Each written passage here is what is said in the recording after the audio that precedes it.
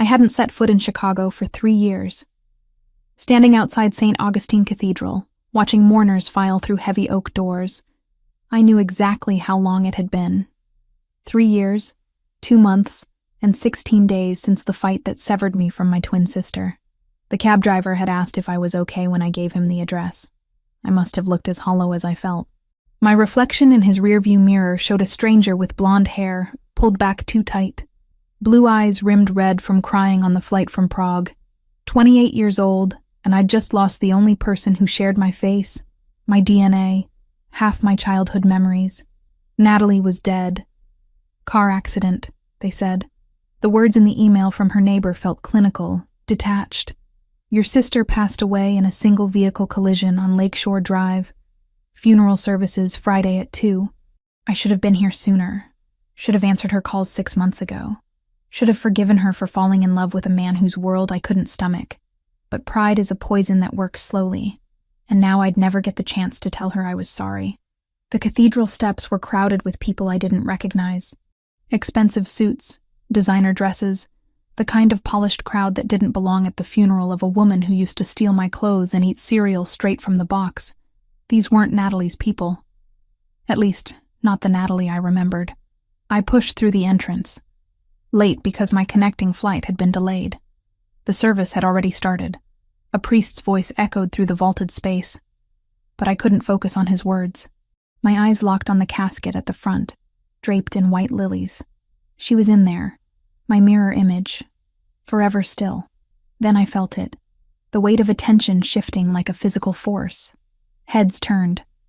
One by one, the mourners twisted in their pews to stare at me. Gasps rippled through the crowd. A woman in the third row clutched her chest, her face draining of color. An older man stood abruptly, his chair scraping against marble. They were looking at me like I was a ghost. Of course, they saw Natalie. We were identical twins, same bone structure, same blue eyes, same wheat blonde hair. The only differences were invisible. She'd been fire where I was ice, impulsive where I was calculated.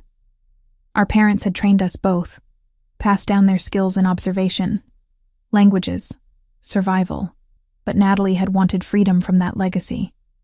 I'd embraced it. Natalie? Someone whispered her name like a prayer. I kept walking down the aisle, my heels clicking against stone. Every eye followed me. I didn't belong here. That much was clear. But I needed to see her one last time. Needed to say goodbye to the girl who used to hold my hand during thunderstorms when we were 6. My gaze swept across the front rows, searching for anyone familiar. That's when I saw him. He sat in the first pew, shoulders rigid beneath a black suit that probably cost more than my rent for a year. Dark hair, perfectly styled. Strong jaw. The kind of profile that belonged on Roman statues. Even from behind, he radiated power. Authority. Danger. Gabriel Donatelli. Had to be. The man Natalie had chosen over me. He turned, and the world stopped. Devastation carved into every line of his face, transformed into something else. Shock. Desperate hope. Disbelief. Dark brown eyes, nearly black in the cathedral's dim light, went wide. His lips parted as if to speak, but no sound came. He rose from his seat, stumbling slightly, one hand reaching toward me. Natalie. His voice broke on her name, raw and desperate. How is this possible? The pain in his voice gutted me. He thought she was alive. He thought I was her, standing here when she should be in that casket.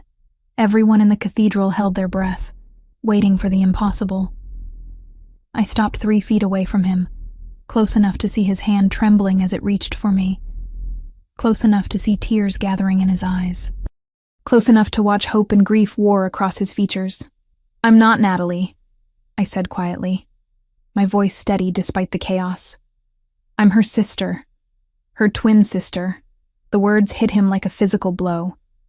His reaching hand froze in midair, then slowly lowered. The desperate hope in his eyes died, replaced by crushing realization. Then confusion. Then something harder. Sister. He said the word like he was testing it, trying to make sense of reality. Twin sister. Identical, I confirmed, watching him process this. My name is Lauren Cooper. Natalie never mentioned me? Something flickered across his face. Pain. Betrayal. She said her parents were dead. No siblings. No family. His jaw clenched. She never mentioned you. Around us, whispers exploded. The crowd had gone from watching a miracle to watching a revelation. I could feel their eyes boring into me. Could hear fragments of conversation in multiple languages. My training kicked in automatically. Cataloging reactions. Measuring threats. We had a falling out, I said, forcing myself not to back away from his intensity. 3 years ago, when she told me about you. His dark eyes searched mine, looking for Natalie in my features and finding someone else entirely. You're real. You're not. He stopped himself, closed his eyes briefly. When he opened them again, the devastated man had been replaced by something colder, more controlled. We need to talk, after.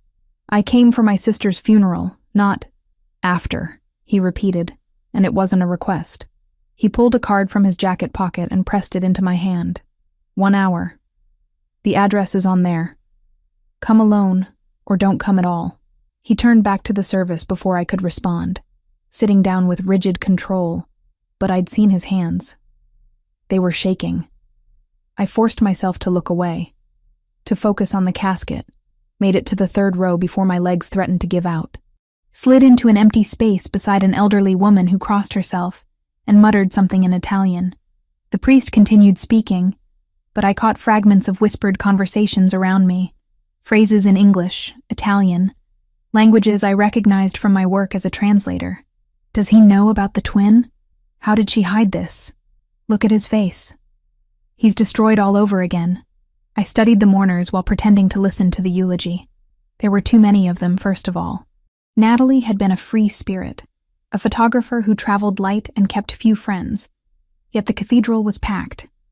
Second, the security. I counted at least 6 men positioned at intervals along the walls, their jackets cut to conceal weapons. They weren't looking at the priest. They were scanning the crowd, watching exits, communicating with subtle hand signals. This wasn't a normal funeral. This was a fortress. My eyes drifted to conversations happening in hushed tones.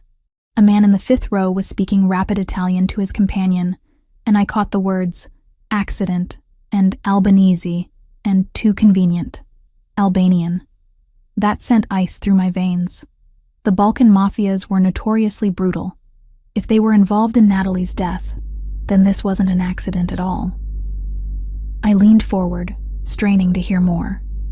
The man continued, mentioning Lakeshore Drive, brake lines, and something about a message.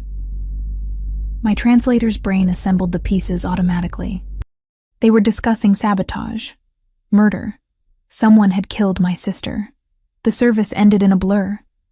People filed out to the reception hall attached to the cathedral. I stayed rooted in my seat, staring at the casket as workers prepared to move it. My hands trembled in my lap.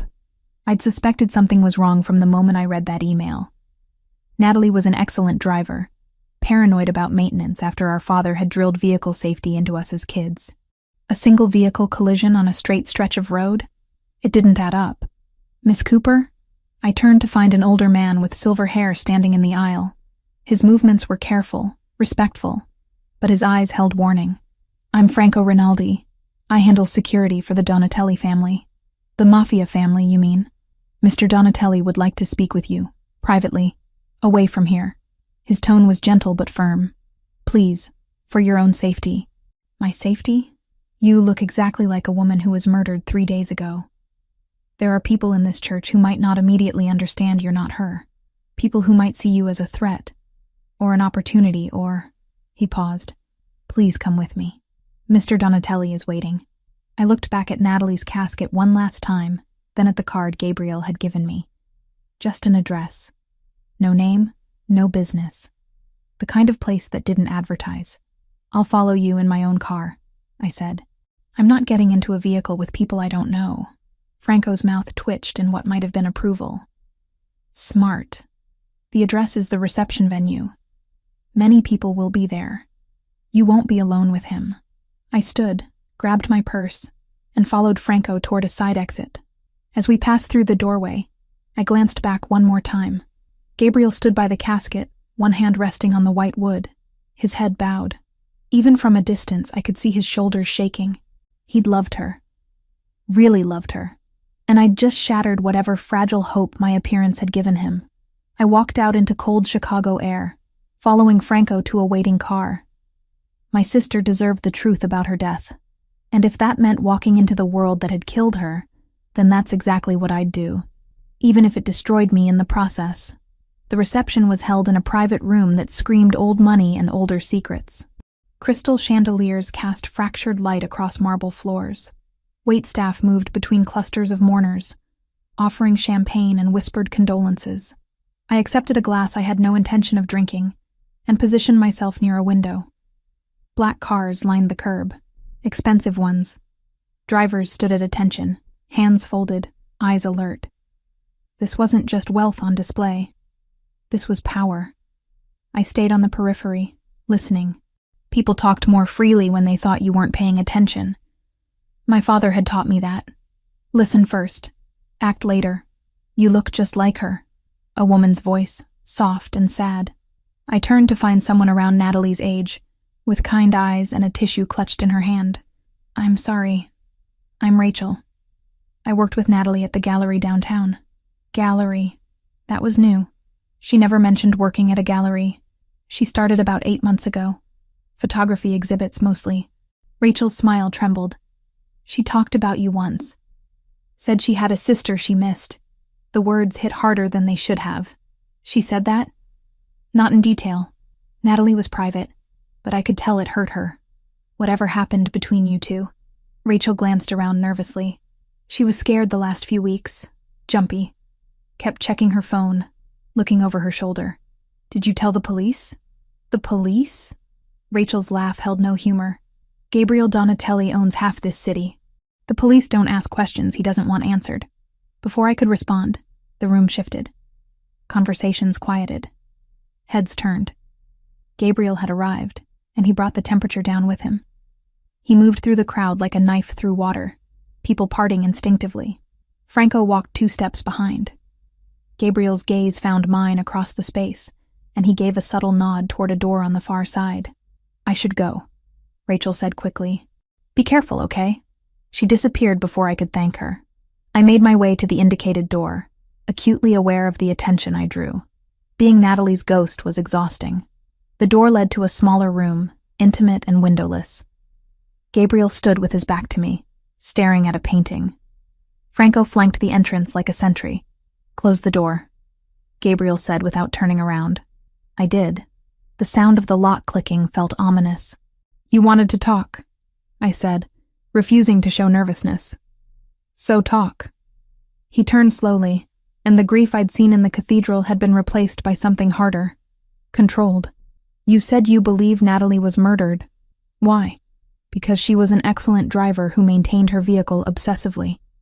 Because single-car accidents on straight roads don't happen without cause. And because I heard your people talking about Albanians and sabotage during the service. Something flickered in his expression. Surprise. You speak Italian. Among other languages. Translator. It's how I make a living. I crossed my arms. Your turn. Who are the Albanians and why did they want my sister dead? Gabriel moved to a sideboard and poured amber liquid into 2 glasses. He offered me one. I shook my head. The Kosovar organization, he said, taking a drink. They've been trying to move into Chicago territory for 2 years. Natalie became a target because she was close to me. You mean because she was your fiancée? Yes. He set down the glass with precise control. She knew the risks. I warned her what this life meant, and she stayed anyway. The bitterness in my voice surprised me. That sounds like Natalie, always running toward the fire. She was brave. She was reckless. I met his dark eyes. There's a difference. Gabriel studied me with unsettling intensity. You are nothing like her. Finally, something we agree on. When Natalie spoke, it was with passion, fire. Emotion ruled her decisions. He stepped closer, and I refused to back away. You calculate. You observe. You weaponize silence. Is that an insult or a compliment? An observation. He was close enough now that I could smell his cologne. Something expensive and cedar dark. One that makes me wonder why she never mentioned having a twin. Especially one trained to disappear. My blood went cold. What? You move like someone taught you to avoid detection. You position yourself near exits. You listen more than you speak. Those are not natural instincts, Miss Cooper. They're survival skills. His head tilted slightly. Who taught you? I should have lied. Should have deflected. Instead, something in his directness pulled truth from me.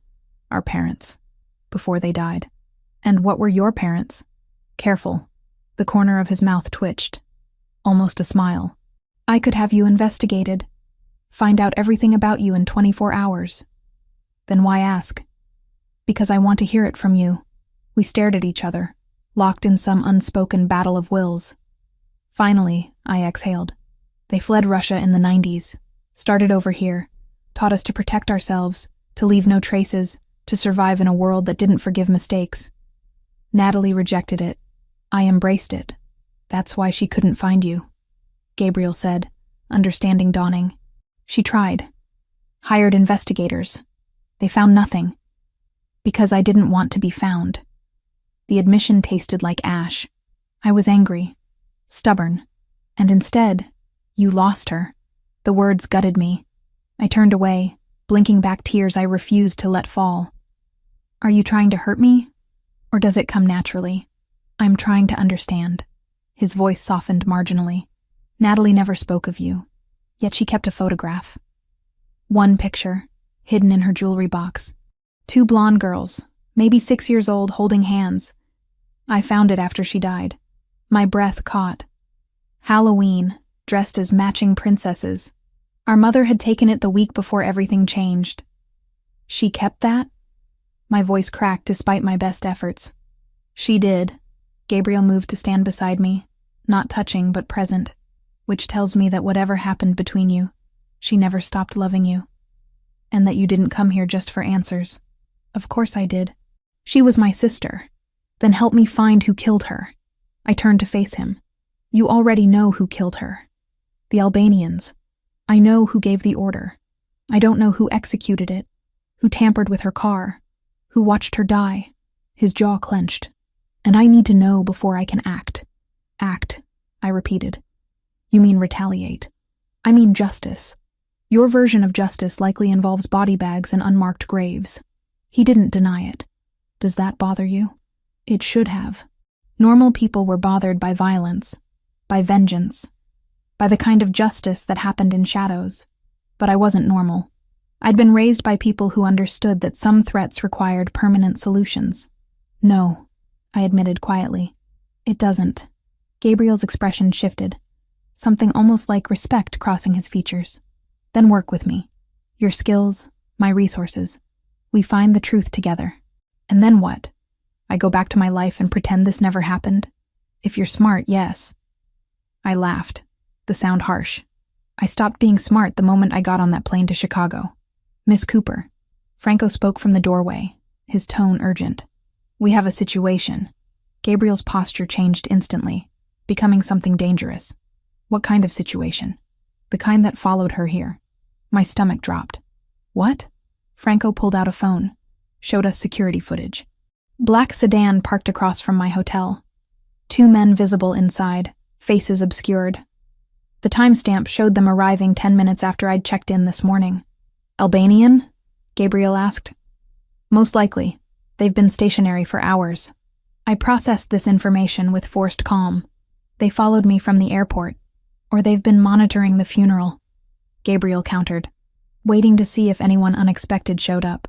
His dark eyes fixed on me. Which you did. So what? They know Natalie had a twin. How is that a threat? Because you're asking questions. Because you look exactly like the woman they killed. He pulled out his phone, typed rapidly. You're not going back to that hotel.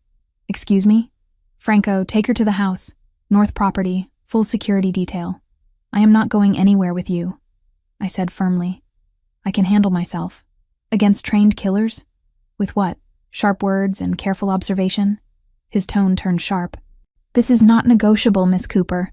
You involved yourself in this by coming here. Now you're a target. I can protect you or I can have someone clean up your body when they're finished. Your choice. The brutal honesty should have terrified me. Instead, something in me responded to it. The part that Natalie had shared. The part that recognized danger and ran toward it anyway. Fine, I said, but we do this my way. I'm not a prisoner, and I'm not helpless. I help investigate, or you can explain to the police how you let your dead fiancé's twin sister get murdered under your watch. Gabriel's eyes narrowed. Are you threatening me? I'm negotiating. For a long moment, we stood locked in silent combat. Then, impossibly, he smiled. A real smile. Small and sharp. Natalie never threatened me. She would beg, cry, seduce. You hold a knife to my throat and dare me to bleed. Is that a yes? That's a we'll discuss terms in a secured location. He gestured to Franco. Take her. I'll handle things here and meet you in an hour. Franco moved toward me, respectful but firm. I grabbed my purse and followed him out a side exit, away from the reception, away from witnesses. As we walked toward a waiting car, I pulled out my phone and sent a quick message to my emergency contact. Just in case. The last thing I saw before the car door closed was Gabriel watching from a window, his expression unreadable. I'd just agreed to enter the world that killed my sister. The world I'd spent my whole life learning to avoid. But Natalie deserved the truth, and I was going to get it, even if it destroyed me. Franco drove in silence, his eyes constantly checking mirrors. 2 cars followed us, maintaining precise distance. Protection detail, I assumed. The cityscape blurred past until buildings gave way to trees, then water. Lake Michigan stretched dark and infinite to our right, moonlight carving silver paths across its surface. How far is this place? I asked, breaking the quiet. 20 minutes north of the city. Secure location. Franco's tone was professional, almost gentle. Mr. Donatelli has several properties. This one is the safest. Safe from what, exactly? The Albanians you all keep mentioning? His jaw tightened. From anyone who might want to hurt you because of who you look like. Because I looked like Natalie. Because some part of me was her. Walking and breathing when she no longer could. The thought made my chest ache. We turned onto a private road, gates opening automatically. The property emerged from darkness like something out of a film. Modern architecture mixed with classic stonework. Floor-to-ceiling windows glowing warm against the night. Manicured lawns sloped down to a private dock. Money didn't just whisper here. It sang. Men in dark suits stood at strategic points. They nodded to Franco as we passed, their attention sharp and assessing when they saw me. I counted 8 visible guards. Probably more I couldn't see. Franco opened my door, and I stepped out into cold air that smelled of water and pine. Your luggage will be retrieved from the hotel and brought here. For now, let me show you inside. The foyer took my breath away. Marble floors, a staircase that curved like art, paintings that belonged in museums. But it was the photographs that stopped me cold. Natalie. Everywhere. On the mantel, the side tables. An entire wall dedicated to her smile, her laughter, her life with Gabriel. My throat constricted. This was his grief on display. His love immortalized in frames. Mr. Donatelli keeps her memory close, Franco said quietly, noticing my reaction. He has not been the same since she died. They were together, how long? 2 years. She changed him, made him want to be better. Franco's expression softened with genuine affection. She was light in a dark world, and I was the shadow of that light, the painful reminder of what he'd lost. Franco led me upstairs, down a hallway lined with more art. He opened a door to a guest room that was larger than my entire apartment in Prague. King bed, sitting area, balcony overlooking the lake. Everything was cream and silver, elegant and impersonal. You'll be comfortable here. Bathroom through that door. Clothes in the closet if you need them. He paused at the threshold. There are guards outside, but they're for your protection, not to keep you prisoner. Mr. Donatelli will arrive soon. Until then, rest. You're safe here. The door closed with a soft click, leaving me alone with my thoughts and my sister's ghost. I explored the room with professional thoroughness. 2 exits, The door and the balcony. Windows locked, but not alarmed. Third floor, too high to jump, but possible to climb down if necessary. Old habits from childhood training, assessing every space for escape routes. The closet held women's clothing. Natalie's, I realized, touching soft fabrics in jewel tones. Emerald, sapphire, ruby. She'd always loved bold colors. I'd preferred neutrals, grays and blacks that helped me disappear. Even our wardrobes reflected who we'd become. Movement outside caught my eye. I moved to the window, careful to stay partially hidden. A car pulled up, and Gabriel emerged, followed by another man I didn't recognize. They spoke briefly, Gabriel's body language tense, authoritative. Then he looked up, directly at my window, as if he knew I'd be watching. Our eyes met across the distance. Even from here, I felt the intensity of his gaze. He disappeared inside. Minutes later, a knock on my door. "Come in," I called, already knowing who it was. Gabriel entered, and the room seemed to shrink around his presence. He'd removed his suit jacket, loosened his tie. Exhaustion lined his face, but beneath it, something harder remained. The grief-stricken fiancée from the funeral had been replaced by someone else entirely. Someone dangerous. "You settled?" he asked, closing the door behind him. As much as one can be when kidnapped by a Mafia boss. His mouth quirked. Rescued. The word is rescued. Semantics.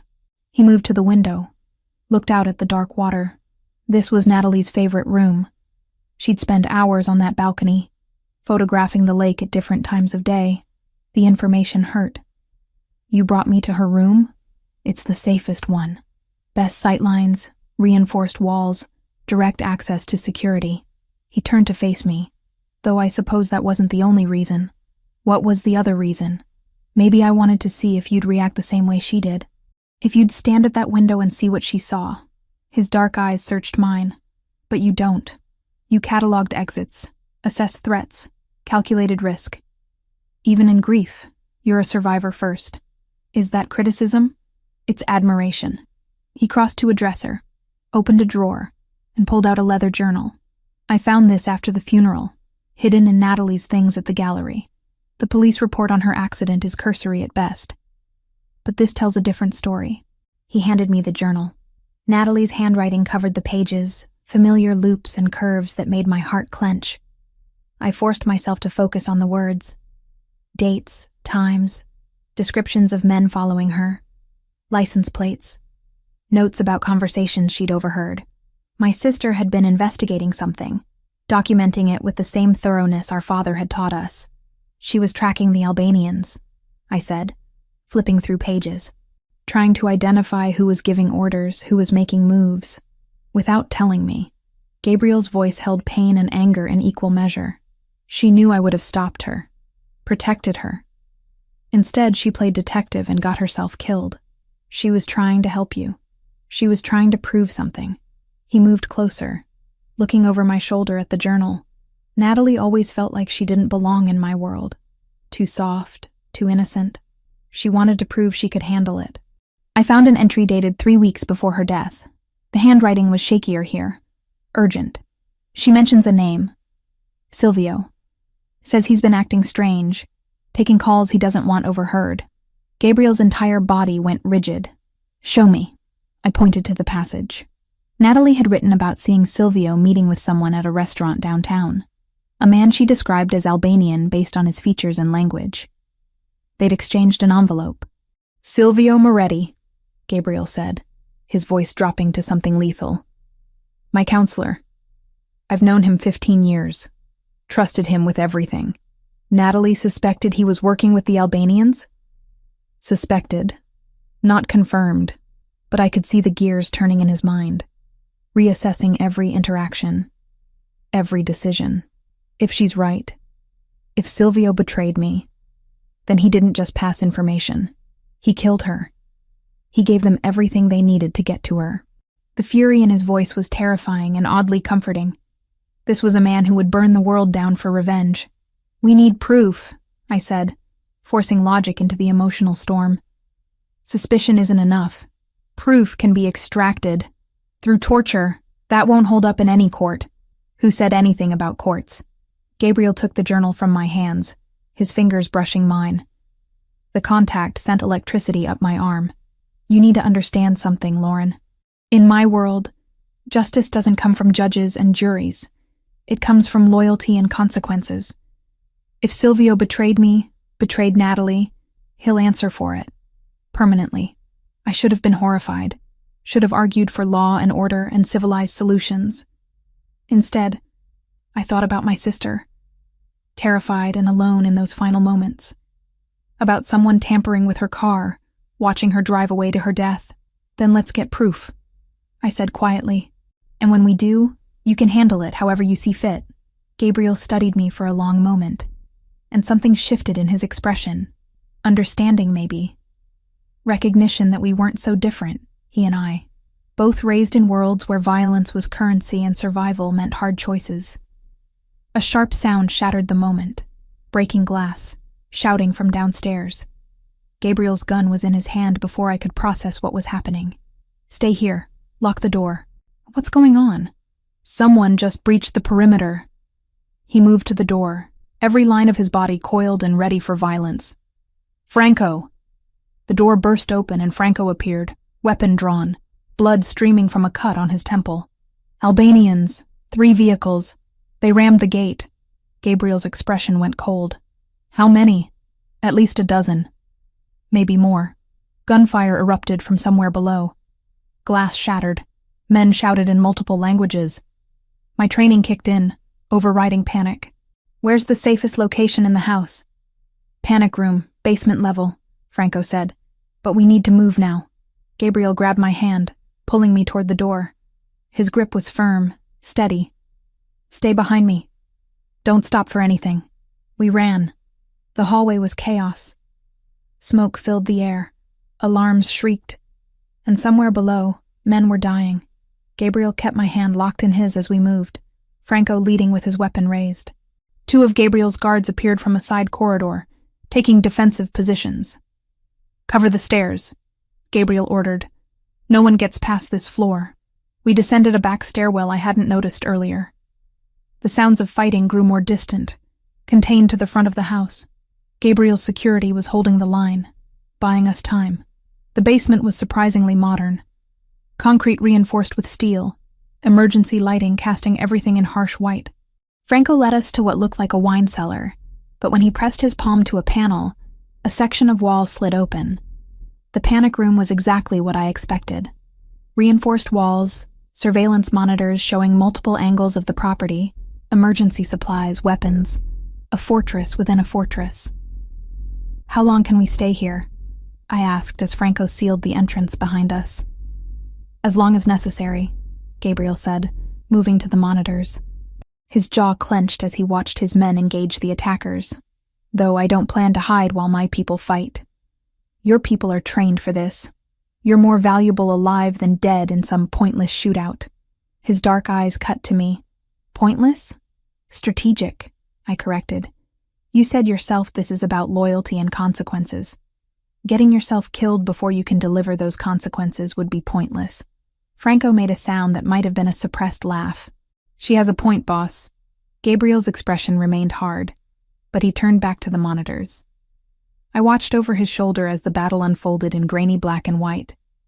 The Albanians were professional, coordinated. They'd come prepared for Gabriel's security, which suggested inside information. They knew the layout, I said quietly. Knew where your guards would be positioned. Someone told them. Silvio. Gabriel's voice was lethal. He's not answering his phone. Neither is his second in command. Convenient timing. Franco, I want Silvio found. Now. And I want to know where he was tonight. Franco was already on his phone, speaking rapid Italian to someone on the other end. Meanwhile, the monitors showed Gabriel's men slowly gaining ground. The attackers were retreating, outnumbered and outgunned now that the element of surprise had faded. 10 minutes later, it was over. Bodies littered the front lawn, most of them Albanian. 3 of Gabriel's men were injured, 1 seriously. But they'd held the property. All clear, Franco reported, receiving confirmation through his earpiece. Perimeter secure, ambulance en route for our wounded. Gabriel holstered his weapon. The bodies? Being handled. Police have been notified it was an attempted robbery. They won't ask questions. Of course they wouldn't. This was just another night in a world where violence was currency, and law enforcement looked the other way. We returned upstairs to find the house transformed. Bullet holes pocked the walls. Glass glittered across marble floors. Blood stained the foyer where someone had fallen. Men in dark suits moved with practiced efficiency, cleaning, documenting, erasing evidence. "Your room is untouched," Franco said to me. "But perhaps you'd prefer different accommodations tonight." "She stays near me," Gabriel said before I could respond. "The master suite. Double the guards on that floor." I should have argued, should have insisted on independence. But standing in the wreckage of an attack meant to kill me. I found myself nodding. Gabriel led me to the opposite wing, to a suite that was somehow both luxurious and masculine. Dark woods, leather, floor-to-ceiling windows overlooking the lake. A California king bed dominated the space. "There's a sitting room through there," he said, gesturing to an adjoining door. "Couch converts to a bed. You'll have privacy." "Thank you." He moved to the windows, looking out at the water. Dawn was breaking, painting the sky in shades of amber and rose. We'd survived the night, but at what cost? "They'll come again," I said quietly. "The Albanians. If Silvio told them about me, they'll keep trying until I'm dead. Then we eliminate the threat before they get another chance." He turned to face me, exhaustion lining his features. "I should never have brought you here. Should have put you on the first plane back to Prague and forgotten you existed. But you didn't." "No, I didn't." His gaze held mine, searching. "Because you're the first person who understands. Who knows what it's like to lose someone and want vengeance more than breath. Who doesn't flinch at the ugly truth of what I am. And what are you, Gabriel? A monster who loved an angel. Who watched her die because I couldn't protect her. Who sees her face every time I look at you and knows I'm failing her all over again." The pain in his voice broke something in me. I crossed the space between us. Driven by impulse I didn't understand. "I'm not her. I'll never be her. But I'm here. And I'm not going anywhere until we find who killed my sister." His hand came up, fingers tracing my jaw with devastating gentleness. "You look so much like her. Same face, same eyes. But when you speak, when you move, you're completely different. It's like watching a familiar melody played in a different key. Gabriel, I know I shouldn't touch you, shouldn't feel what I'm feeling. But standing here, knowing I almost lost you tonight," his thumb brushed across my lower lip, and heat flooded through me. "Tell me to stop. I should have. Everything about this was wrong. Complicated. A betrayal of my sister's memory. But Natalie was gone. And I was alive. And the man standing before me made me feel something I'd never experienced. I can't," I whispered. He kissed me. Slow at first, questioning. Then deeper when I responded, his hand sliding into my hair, pulling me closer. I tasted coffee and grief and something desperately alive. My hands fisted in his shirt, needing anchor, needing proof that we'd survived. When we finally broke apart, both breathing hard, reality crashed back in. "That was a mistake," I said, even as my body screamed otherwise. "Probably." He didn't let go, but I don't regret it. We barely know each other. I know you're brave. I know you're smart. I know you loved your sister enough to walk into danger for answers. His forehead rested against mine. And I know that when I thought those bullets might reach you, I was more terrified than I've been since Natalie died. I pulled back, needing space to think. This is grief. Trauma. Two people clinging to each other because we're both broken. Maybe. Or maybe it's two people finding something real in the middle of hell. He let me go, stepping back. "Get some rest. We'll talk about Silvio when you wake up." "Where are you going?" "To deal with the aftermath. To make sure my men are cared for. To start hunting the bastard who betrayed us." His expression hardened. "And when I find him, I'm going to make sure he regrets every breath he took after selling out Natalie." He left before I could respond, leaving me alone in his suite, with the taste of him still on my lips, and questions I couldn't answer. I wandered into the sitting room, found the couch. Through the windows, the lake stretched endless and serene, indifferent to the violence that had unfolded on its shores. Somewhere out there, Silvio was hiding. Somewhere out there, the Albanians were planning their next move. And somewhere in this complicated mess, I was falling for the man who'd loved my sister first. I pulled out my phone, scrolled through old messages from Natalie. Most were years old before our fight. Pictures of her smiling, voice memos of her laughter, evidence of a life lived fully. One message caught my attention, sent 6 months before she died. I met someone, Lore. Someone incredible and terrifying and completely wrong for me. If you were here, you'd tell me to run. But I think I'm going to stay and see where this goes. I hope someday you'll forgive me enough to meet him. She'd been talking about Gabriel, about falling in love despite knowing the danger, about choosing to stay anyway. And now I was following her path, step by terrible step. A soft knock interrupted my thoughts. Franco stood in the doorway, carrying a tray with coffee and pastries. Thought you might need this. It's been a long night. Thank you. I accepted the coffee gratefully. Franco, can I ask you something? Of course. Gabriel and Natalie. Were they happy? He considered the question carefully. They were complicated. She brought light to his darkness, but she was also frustrated by the limitations of his world. He loved her desperately, but struggled to let her be independent. They fought about it often. About her investigating the Albanians. About everything. She wanted to prove herself capable of surviving his world. He wanted to keep her sheltered from it. Franco's expression softened. In the end, neither got what they wanted. But yes, beneath the complications, they were happy. And now I'm here, looking like her ghost, complicating everything. You're not complicating anything, Miss Cooper. You're giving him something I haven't seen since she died. Hope. Franco headed for the door, then paused. For what it's worth, I don't think you're a ghost. I think you're exactly who you are. And maybe that's what he needs instead of a memory. He left me with those words, and a tray of food I couldn't eat. Outside, the sun climbed higher.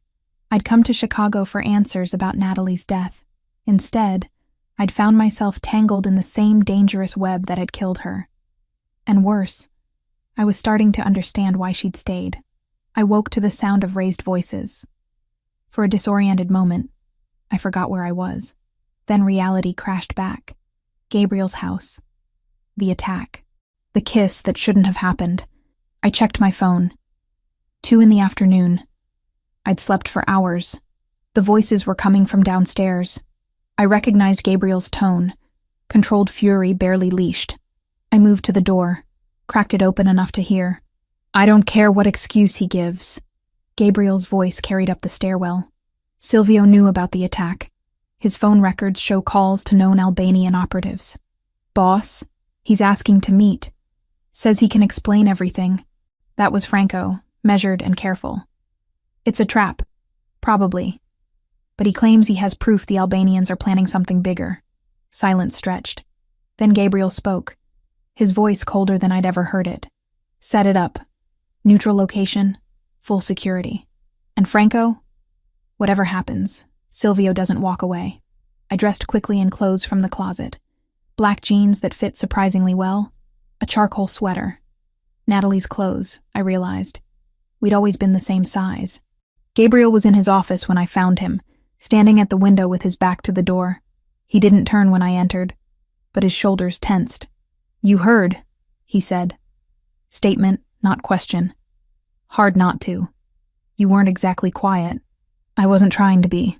He finally faced me, exhaustion carving lines around his eyes. Silvio wants to meet tonight, claims he has information, and you think it's a trap. I know it's a trap. The question is whether the information is worth walking into it. He moved to his desk, pulled up security footage on his computer. We found him through his mistress. The screen showed a middle-aged man with silver hair and sharp features. Handsome in a polished way, expensively dressed. He was pacing in what looked like a hotel room, phone pressed to his ear, gesturing wildly. That's Silvio? 30 years in this life. I've known him since I was 18. Gabriel's jaw clenched. And he sold out Natalie for what? Money? Territory? Cowardice? He looked at me, really looked, and something shifted in his expression. You're wearing her clothes. Everything else I own is still at the hotel. She wore this the night I met her, gallery opening downtown. She took my picture without asking, said I had interesting shadows. The intimacy of the memory hung between us. Gabriel, I know this is complicated, that I should keep my distance, that you're her sister and this is wrong. His hand moved to my face, cupping my cheek. But I can't seem to stay away from you. We kissed once, in the aftermath of violence and grief. That doesn't mean... It means everything. His thumb traced my cheekbone. Because I've been thinking about it all day. Because you're not her, Lauren. You're something entirely different. And that terrifies me. I should have pulled away. Instead, I leaned into his touch. What are you saying? I'm saying I want you to come with me tonight. To the meeting with Silvio. I want your eyes on this. Your instincts. You see things others miss. He paused. But more than that, I want you close because the thought of you out of my sight makes me reckless. You want me at a confrontation with the man who killed my sister. I want you helping me get justice for her. I considered this. Every rational part of me screamed that I should leave Chicago. But the part that had loved Natalie, that had inherited our parents' darkness, wanted to see Silvio's face when he realized his betrayal had consequences. Okay, I said. I'll come. Gabriel pulled a small handgun from his safe. Glock 43, 9mm, easy to conceal. Franco will get you a holster. I took the weapon, checked the chamber, tested the weight. The movements came automatically, muscle memory from training sessions when I was 15. You handle that like you've done it before, Gabriel observed. I have. Though I've never shot at a person. Hopefully tonight won't be your first time. The hours until the meeting crawled by. Franco fitted me with an earpiece and a holster that sat comfortably at the small of my back. He walked me through the warehouse layout using blueprints, showing me exits, cover points, danger zones. You stay with Mr. Donatelli at all times, Franco instructed. Silvio is dangerous. He's cornered, desperate. Don't underestimate him. At 8:30, we left. 3 cars, 12 men, enough firepower to start a small war. I sat in the back with Gabriel, his hand finding mine in the darkness. Neither of us spoke. The warehouse loomed against the night sky, dark except for a single entrance lit by harsh spotlights. Silvio's people were already visible, 4 men positioned strategically. Everyone clear on the play? Gabriel spoke into his radio. Confirmations came back. Good. Let's end this. We exited the vehicles. The cold October air bit through my sweater. Gabriel's hand rested on the small of my back as we walked toward the entrance. Franco walked ahead, weapon visible. Inside, the warehouse was exactly what I expected. Concrete floors, rusted equipment, the smell of old oil and decay. Silvio stood in the center under a hanging work light, looking smaller than he had on the security footage. Older. Frightened beneath the expensive suit. Gabriel, his voice carried across the empty space. Thank you for coming. Give me one reason I shouldn't kill you right now. Gabriel's tone was conversational, which somehow made it more terrifying. Because I can give you Victor Castrati, the Albanian boss, location, schedule, vulnerabilities, everything you need to end this war before it destroys you. And why would you do that? You've been working for them. I've been surviving. They approached me a year ago, threatened my family. I gave them information to keep them safe. But they went too far. Silvio's eyes drifted to me, and genuine pain crossed his face. I never wanted Natalie dead. That wasn't supposed to happen. But it did. Gabriel's voice dropped to something lethal. Because you gave them everything they needed to get to her. They said they just wanted leverage. I swear, Gabriel, I didn't know they'd kill her. His voice broke. I've been trying to make it right ever since. By waiting until they attacked my home? Until they nearly killed Lauren? Gabriel took a step forward. Your redemption comes too late. Wait. I spoke for the first time, and everyone's attention shifted to me. You said you're giving us Victor. What's the catch? Silvio's eyes met mine, and I saw calculation behind the fear. The catch is that I walk away. New identity, money, protection. I disappear, and you get the man who actually ordered Natalie's death. No. Gabriel's response was immediate. Then we all die. Silvio pulled his hand from his pocket, and suddenly his men had weapons raised. Gabriel's people responded in kind, and the warehouse became a standoff. I activated a dead man's switch when you arrived. If I don't check in every 15 minutes, information about your operation goes to the FBI. Every account, every contact, every dirty deal. The betrayal ran deeper than we'd known. Silvio hadn't just sold out Natalie. He'd been preparing to destroy everything. Gabriel's expression went cold. You're bluffing. Am I? Are you willing to bet your empire on it? Silvio's voice grew stronger. I'm offering you Victor on a silver platter. The man who killed your fiancée. Take the deal, Gabriel. Let me go, and I'll give you vengeance. The silence stretched tight as a wire. I could feel Gabriel's fury radiating beside me. He wanted Silvio dead. But he wanted Victor more. Show me proof, Gabriel said finally. Proof you actually have access to Victor. Silvio pulled out his phone, tapped the screen, then turned it toward us. A photo showed Victor Castrati entering a building, timestamp from earlier today. Another showed his schedule for the next week, detailed and specific. I've been his inside man for a year. I know everything. Silvio's smile was bitter. Take it or leave it, Gabriel. Decide fast. My next check-in is in 8 minutes. Gabriel looked at me, and I saw the question in his eyes. What would I do? Let Silvio walk to get Victor, or demand justice now and risk everything? I thought about Natalie, about how she'd tried to prove herself in a world that ultimately killed her, and I thought about what she would want. Not revenge against the messenger. Revenge against the man who'd given the order. Take the deal, I said quietly. Get Victor. Gabriel's jaw clenched, but he nodded. Fine. Give us Victor, and you walk. But Silvio? He stepped closer. If you're lying, if this is a setup, I will find you. I will find everyone you've ever loved. And what happens to them will make you wish you'd died here tonight. Silvio swallowed hard. I understand. Then talk, and make it count. What followed was 30 minutes of information. Victor's location, a penthouse in downtown Chicago. His schedule, his security detail, his weaknesses. Silvio laid it all out with the precision of someone who'd been planning this revelation for months. When he finished, Gabriel pulled out his phone and made a call. Let him go. Full surveillance. If he contacts the Albanians, end him. Silvio and his men backed toward the exit. At the threshold, he paused and looked back at me. For what it's worth, Miss Cooper, your sister was brave. Braver than I was. I'm sorry I couldn't protect her. Then he was gone, disappearing into the night with his freedom bought in blood money and betrayal. Gabriel turned to me, and the fury in his eyes was breathtaking. We're going after Victor tomorrow night, and when we find him, I'm going to make sure he knows exactly why he's dying. Good, I said simply, because I want to be there when you do. The day of the operation felt surreal.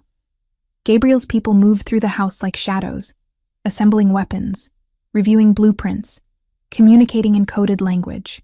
I stayed in Gabriel's office, monitoring communications equipment while Franco walked me through the plan. Victor's penthouse occupied the top 3 floors of a luxury building downtown. Heavy security, both electronic and human. You'll stay with me in the command vehicle, Franco said for the 3rd time. Monitor feeds, coordinate extraction if needed. You're not going inside. We'll see, I murmured, earning a sharp look. Gabriel appeared in the doorway, dressed in black tactical gear that somehow made him look even more dangerous. His dark eyes found mine across the room. Lauren, a word. He gestured to the hallway. I followed him to an empty room, watched him close and lock the door. The air between us crackled with tension. I need you to promise me something, he said, stepping close. If things go wrong tonight, if I don't make it out, don't. I pressed my fingers to his lips. Don't say it. I have to. His hand covered mine, pulled it away but didn't let go. If I don't make it, Franco has instructions. Money, protection, everything you need to disappear. Go back to Prague. Just survive. Gabriel, these past days with you, they've reminded me what it feels like to want something beyond revenge, to imagine a future that isn't just blood and darkness. His hand cupped my face. Natalie loved me, but she never understood this life. You, though, you understand the darkness because you carry it too. We barely know each other. It's not. His forehead rested against mine. You're not her shadow, Lauren. You're your own light. Sharper, colder, more dangerous. And it terrifies me how much I want that. I kissed him. Hard and desperate, pouring every complicated feeling into it. He responded instantly, backing me against the wall, hands tangling in my hair. The kiss deepened, became something consuming. When we finally broke apart, both breathing hard, reality settled back in. Come back alive, I whispered. That's all I ask. I intend to. He stepped back, the cold strategist returning. Victor dies tonight, for Natalie. 6 hours later, I sat in the command vehicle with Franco, watching feeds from cameras Gabriel's people had positioned around Victor's building. 15 men had gone in, Gabriel leading the assault team. The operation unfolded with brutal efficiency. First the security systems, disabled. Then the guards, neutralized quietly. Gabriel's team moved like ghosts. Approaching target floor. Gabriel's voice came through my earpiece. Gunfire erupted through the feed. Victor's personal security had been waiting. The screens showed chaos, muzzle flashes in the darkness, men falling. Gabriel, report, Franco barked. Static. Then, taking heavy fire. Victor's in the wind, heading for his private elevator. Block it. Don't let him reach the garage. More gunfire. Then I saw it. A secondary feed showing the garage level. A black SUV pulling up, engine running. Victor's escape route. Franco, look, I pointed. He's going to get away. Franco cursed. Boss, Victor's got a vehicle in the garage. You need to move now. Copy. Pursuing. But I could see what Franco couldn't. Gabriel's team was pinned down. By the time they fought through, Victor would be gone. I made a decision my father would have hated. Franco, which exit leads to the garage? Service entrance, east side. Why? Lauren, no. I was already moving, grabbing the spare earpiece and weapon. Someone needs to slow Victor down. You will get yourself killed. My father was a KGB operative. I know exactly what I'm capable of. I opened the door. Tell Gabriel I'm sorry. I ran before Franco could stop me, crossing toward the service entrance. Inside, harsh lighting and concrete walls. The smell of exhaust and gun oil. Voices echoed from below. Albanians speaking rapidly. 3 men, maybe 4. The garage appeared around a corner. 2 SUVs, engines running. Victor stood beside one, cold eyes and expensive suit. 3 guards surrounded him, weapons ready. I had seconds to act. My father's voice echoed in my memory. When outnumbered, create chaos. I fired twice into the air. The sound echoed like thunder and everyone froze. Then chaos. The guards spun toward me, weapons rising. I dove behind a concrete pillar as bullets chipped stone inches from my head. FBI! I shouted, gambling. Building is surrounded. A lie. But Victor didn't know that. Return fire kept me pinned. 1 guard advanced. I waited until he cleared the pillar, then fired. The bullet caught his shoulder. He went down, and I felt nothing. Just cold calculation. Then new gunfire erupted from the entrance. Gabriel and his team poured into the garage, and suddenly Victor's people were caught between 2 threats. The remaining guards went down under coordinated fire. Victor tried to run, but Gabriel was faster. He tackled the Albanian boss, and they went down hard. I emerged from cover, watching Gabriel pound his fist into Victor's face. Rage and grief channeled into violence. Gabriel, stop. I moved closer. We need him conscious. He froze, fist raised. Blood covered his knuckles. Slowly Gabriel stood, dragging Victor up with him. You killed her, Gabriel said, voice shaking. Say it. Victor spat blood. The Cooper woman? She was collateral, meant to hurt you. Her name was Natalie. Gabriel's gun pressed against Victor's temple. And she was worth 10 of you. Gabriel, I put my hand on his arm. Not like this. Make him answer for it properly. Turn him over to your contacts. Let him rot in prison where his own people can reach him. Gabriel's finger tightened on the trigger. For a heartbeat, I thought he'd ignore me. Then slowly, he lowered the weapon. "Franco, take him." Gabriel shoved Victor toward his second in command. "Make the calls. Get him buried somewhere he'll never see daylight again." Franco moved quickly, securing Victor while calling in favors. Around us, Gabriel's team conducted cleanup. Gabriel turned to me, and I saw it happen. The moment he processed what I'd done. "You could have died." His voice was quiet, dangerous. "You could have died, and it would have been my fault. I made a choice. Victor was escaping. Not you!" The words exploded from him. "I can't lose someone else. I can't watch someone else I care about bleed out because of this life. But you didn't.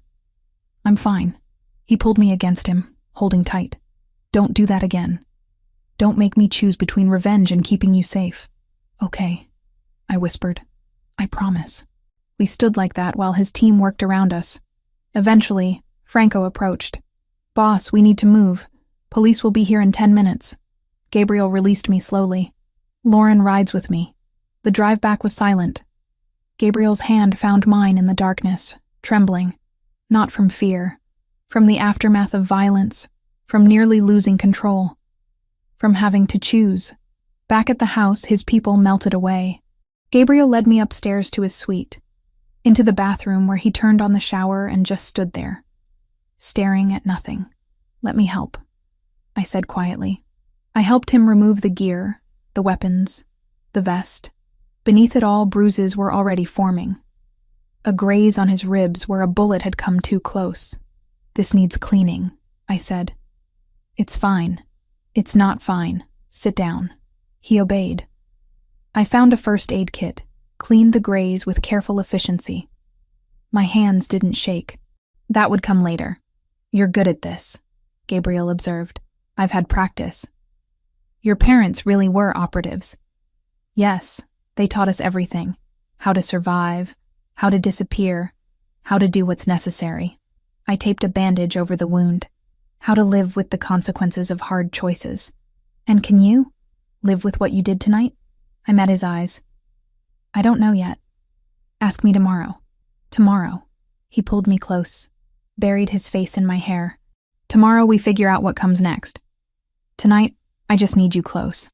I leaned into him, and we stayed like that while water ran in the shower, steam filling the room.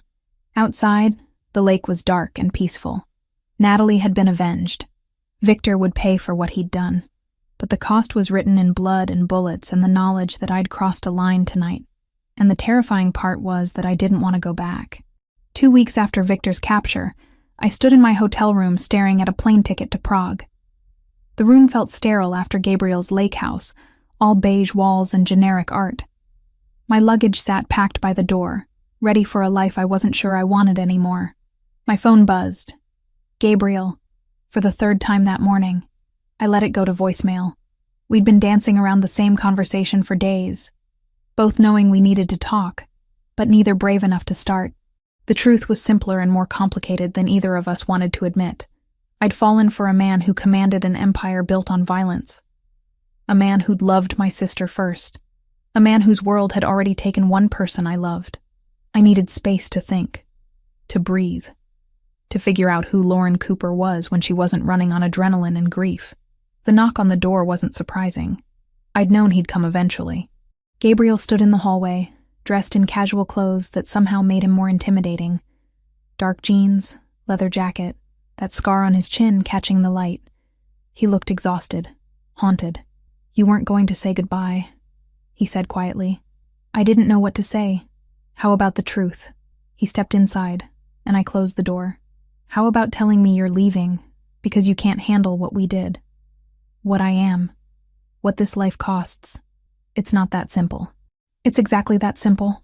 He moved to the window, stared out at the skyline. Natalie struggled with the same thing. She wanted to love me but hated what loving me meant. The compromises, the violence, the constant danger. She tried to prove she could handle it, and it killed her. "I'm not Natalie. No, you're stronger, colder, more capable of surviving this world." He turned to face me. "Which is exactly why I shouldn't ask you to stay. Because you could. You could adapt, build a life here, become part of this. And watching you do that, Watching this darkness consume someone else I love would destroy me. The words hung in the air. Someone else I love. He'd said it casually, like it was obvious. You don't love me, I said, needing to believe it. You love what I represent. Closure with Natalie. A second chance. Is that what you think? He crossed to me, hands framing my face. I loved Natalie. Past tense. She was light and joy and everything good. But you, Lauren, you're something entirely different. What am I then? You're the first person who sees what I am and doesn't flinch. Who understands that some darkness can't be washed away with good intentions. Your sharp edges and cold calculation. But beneath that, you're fiercely loyal. Protective. His thumb brushed my cheekbone. You're everything I didn't know I needed. And I'm terrified of losing you before we even have a chance. I wanted to believe him. Wanted to think we could build something real from tragedy. But reality was less forgiving. Victor is in custody, I said, stepping back. Natalie has been avenged. The reason we came together doesn't exist anymore. So we need a reason? We can't just be two people who found each other in the dark. Not when one of those people runs a criminal empire, and the other has spent her whole life trying to escape that world. I gestured to the luggage. My parents fled the KGB so Natalie and I could have normal lives. How can I honor that by walking right back into the darkness they died to escape? Gabriel's expression hardened. Then go. Get on that plane. Go back to Prague, to your quiet life, pretending you didn't spend 2 weeks orchestrating revenge. Pretending you didn't shoot someone. Pretending you're not exactly like your parents, carrying darkness in your DNA.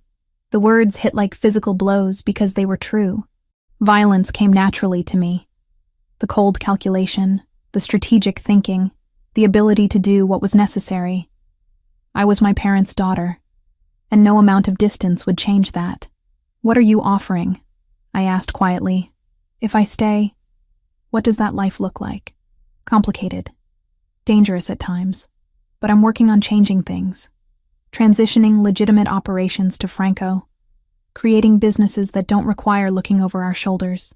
It'll take time, but I'm serious about it. Because of me?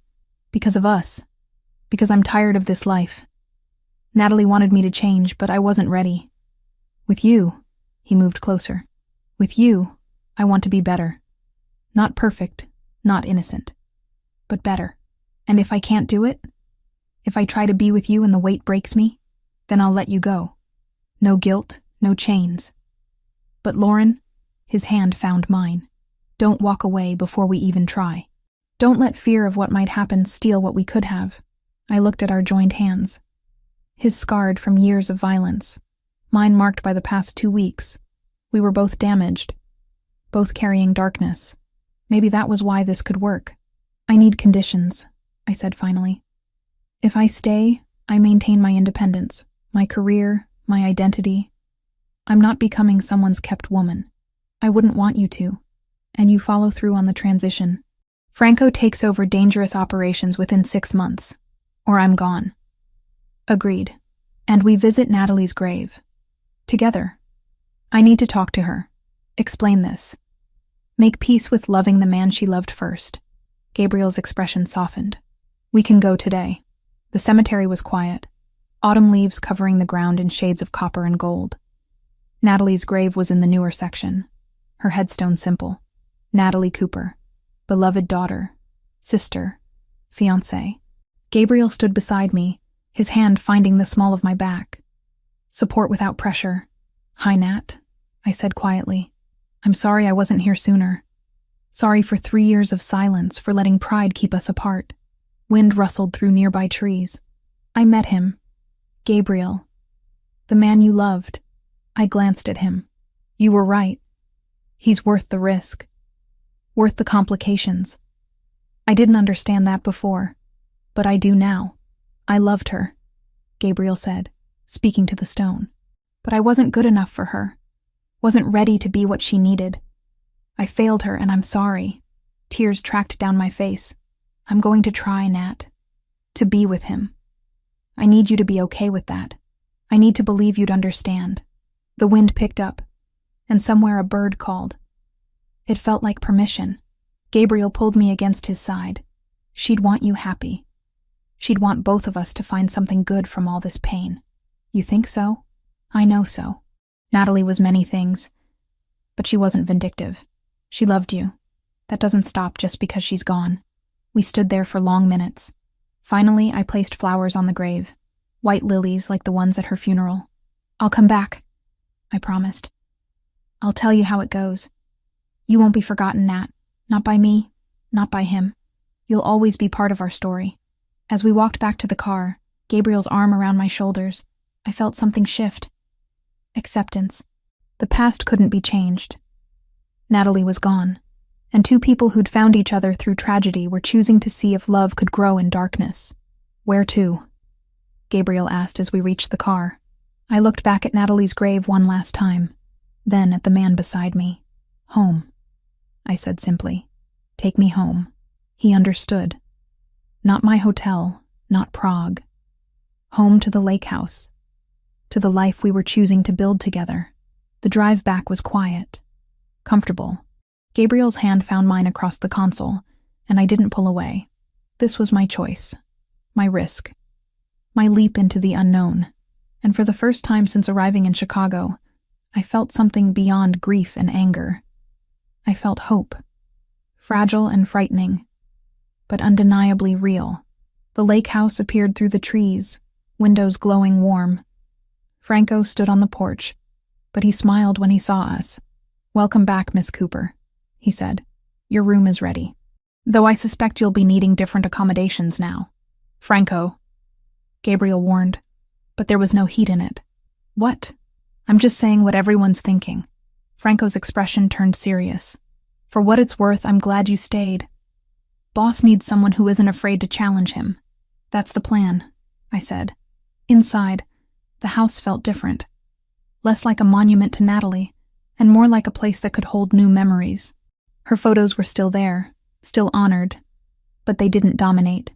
Gabriel had made changes, creating space for me without erasing her. "I'll have your things moved from the hotel tomorrow," he said, leading me upstairs. "But tonight, I just want you here. Want to know you're safe, that you're staying, that this is real." We reached the master suite, and he paused. "Last chance to change your mind. To say this is too fast, too complicated, too much." I kissed him instead of answering. Slow and deep, pouring certainty into it. When we finally broke apart, he rested his forehead against mine. "I'll spend the rest of my life proving you made the right decision." "Good," I whispered, "because I'm going to hold you to every promise you made today." Outside, the lake reflected the rising moon, dark and peaceful. Tomorrow would bring challenges, complications, the hard work of building something new from broken pieces. But tonight, for the first time since Natalie's death, I felt like I was exactly where I belonged. In the darkness, finding light. In the grief, finding love. In the ending, finding a beginning. Based on the outline and the style of the previous transcriptions, here is part 8. 9 months had passed since I'd chosen to stay. 9 months of watching Gabriel slowly transform from a man who ruled through fear into someone building something legitimate. The transition wasn't easy or clean, but it was real. Tonight was the culmination of everything. A charity gala at the Four Seasons, benefiting victims of organized crime. The irony wasn't lost on anyone. Gabriel Donatelli, former Mafia boss, now funding programs to help people escape the life he'd once commanded. I stood in front of the mirror, adjusting the emerald dress Gabriel had chosen. 6 months pregnant, my body had changed in ways I was still adjusting to. The baby kicked, reminding me that everything we'd built had become tangible, real, impossible to walk away from. "You look beautiful," Gabriel said from the doorway. He wore a tuxedo that made him look dangerously handsome, though his eyes were softer now. Fatherhood suited him, even before our daughter arrived. "I look like I swallowed a basketball. You look like everything I never knew I wanted." He crossed to me, hands settling on my swollen belly. "Are you sure you're up for tonight? We can skip it if you're tired." "And miss watching Franco officially take over?" "Not a chance." Tonight's event served dual purposes. Publicly, it was charity. Privately, it marked Gabriel's complete exit from the organization. Franco would assume control of all remaining operations, legitimate and otherwise, while Gabriel focused on the legal businesses we'd been building. The ballroom glittered with Chicago's elite. Politicians, businessmen, socialites who'd once feared Gabriel now sipped champagne beside him, pretending the past didn't exist. Money had a way of buying amnesia. Franco approached, looking uncomfortable in his tuxedo. "Boss, everything's ready. Contracts are signed, transfers are complete. As of midnight, it's all mine. Not boss anymore," Gabriel corrected gently. "Just Gabriel. You're the one they answer to now." Franco's expression was complicated. Pride and apprehension mixed together. "You sure about this? Walking away completely? I'm building something better. For her. For our daughter." Gabriel's hand found mine. "The old life is yours. Make it whatever you want it to be. I'll make you proud." "You already have." I excused myself to use the restroom, navigating through the crowd with the gracelessness of late pregnancy. The hallway was quieter, and I took a moment to breathe, pressing a hand to my lower back. That's when I noticed him. A man stood near the service entrance, watching the ballroom with intense focus. Mid-30s, dark suit. But something about his posture was wrong. Too rigid, too alert. His hand kept drifting to his jacket, and I recognized the gesture. He was armed. My training kicked in despite months away from that world. I observed without seeming to, noting details. The slight bulge under his jacket, the way he tracked Gabriel's movements, the Albanian accent I caught when he spoke into a phone. Victor's cousin. Had to be. Silvio had warned us there were relatives who might seek revenge, but we'd thought we'd neutralized the threat. I moved quickly, circling back toward the ballroom. Found Franco first. Threat. Service entrance. Albanian. Armed. Watching Gabriel. Franco's expression hardened instantly. "Get to Gabriel. Now. Don't let him out of your sight." I pushed through the crowd, pregnancy making me slower than I wanted. Gabriel was near the stage, speaking with a city council member, oblivious to danger. The lights dimmed for the scheduled presentation. Perfect cover for an attack. I reached Gabriel, grabbed his arm. "We need to move. Now." "Lauren, what?" "Albanian. Service entrance. He's here for you." Gabriel's transformation was instantaneous. The civilized businessman disappeared, replaced by the predator. His hand found the small of my back, guiding me toward an exit. Too late. The man emerged from the service entrance, weapon rising. Everything happened in seconds. Franco appeared from nowhere, tackling the Albanian before he could fire. They went down hard, and the crowd erupted into screams. Gabriel shielded me with his body, backing us toward cover. More security poured in, Gabriel's former men who still protected him. The Albanian was subdued, dragged away, but the damage was done. The illusion of safety, of normalcy, shattered like glass. Gabriel held me, hands checking for injury. "Are you hurt? Is the baby—" "We're fine, I'm fine." But my hands were shaking now, adrenaline catching up. "How did he get in? Your security?" Was focused on external threats. He came as catered staff. Gabriel's jaw clenched. "This is my fault. I should have been more careful. This is Victor's cousin's fault. And it's over now." I pressed his hand to my belly where our daughter kicked. "We're alive. We're together. That's what matters." Police arrived, asking questions we'd answered 100 times before. Former associates vouched for Gabriel's reformed status. The Albanian was taken into custody, and slowly, the chaos settled. In the aftermath, we stood on the hotel balcony overlooking the lake. The same lake we'd stared at from Gabriel's house months ago. Dark and peaceful. And indifferent. "Maybe Franco should handle everything," Gabriel said quietly. "Maybe I'm fooling myself thinking I can build something clean from this. You already are building it. One foundation at a time." I leaned into him. Tonight was one man's vendetta. Tomorrow is a foundation helping abuse survivors. A scholarship program. Legitimate businesses employing people who need second chances. That's your legacy now. Our legacy. His hand covered mine on my belly. Her legacy. Speaking of which, we need to finalize her name. I thought we agreed. Natalie. I'd suggested it weeks ago. And Gabriel had cried. Not from grief this time, but from something gentler. Gratitude that I wanted to honor my sister this way. Natalie Cooper Donatelli, I said, testing it. Our daughter, carrying both our pasts into a better future. She'll be extraordinary, just like her mother. 3 weeks later, I sat in the same hospital where I'd once translated for victims of violence, now giving birth to hope made flesh. Gabriel held my hand through every contraction, every push, every moment of pain that led to something beautiful.